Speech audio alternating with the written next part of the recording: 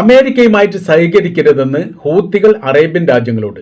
ഇപ്പോഴത്തെ ഭയാനകരമായിരിക്കുന്ന യുദ്ധവുമായി ബന്ധപ്പെട്ട് പ്രശ്ന പരിഹാരത്തിന് ശ്രമിക്കുക എന്നല്ലാതെ അമേരിക്കയുമായിട്ട് സഹകരിച്ചുകൊണ്ട് ഇറാൻ ആക്രമിക്കുന്ന ഒരു സ്ഥിതിവിശേഷം ഉണ്ടായാൽ തീർച്ചയായിട്ടും തങ്ങൾ ഇറാന്റെ പക്ഷം ചേർന്നുകൊണ്ട് അറേബ്യൻ രാജ്യങ്ങളെ ആക്രമിക്കും എന്നുള്ളതാണ്.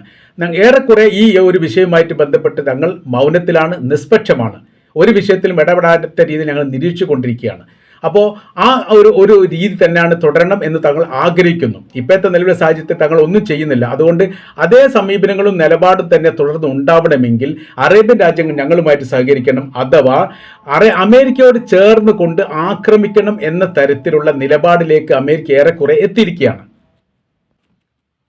ഹിസ്ബുള്ള ഗ്രൂപ്പ് യുദ്ധത്തിൽ കക്ഷി ചേർന്ന സമയത്ത് പോലും നിഷ്പക്ഷത പാലിച്ചിരിക്കുന്ന രാജ്യമാണ് അല്ലെങ്കിൽ വിഭാഗമാണ് ഹൂത്തികൾ എന്ന് പറയുന്നത്.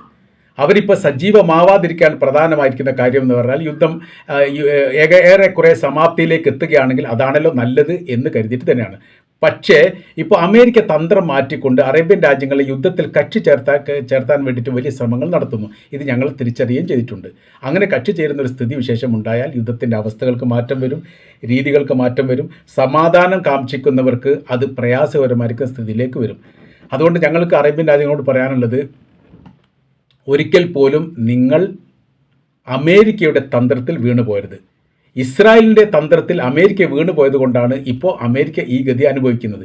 അതിൻ്റെ സമാനമായിരിക്കും സ്ഥിതിവിശേഷം നിങ്ങൾക്കും ഉണ്ടാവാതിരിക്കാൻ ശ്രദ്ധയോടുകൂടി ഈ വിഷയം കൈകാര്യം ചെയ്യണം എന്നാണ് ഹൂത്തികൾ അറേബ്യൻ രാജ്യങ്ങൾക്ക് മുന്നറിയിപ്പായിട്ടോ അല്ലെങ്കിൽ നിർദ്ദേശമായിട്ടോ നൽകിയിരിക്കുന്നത്.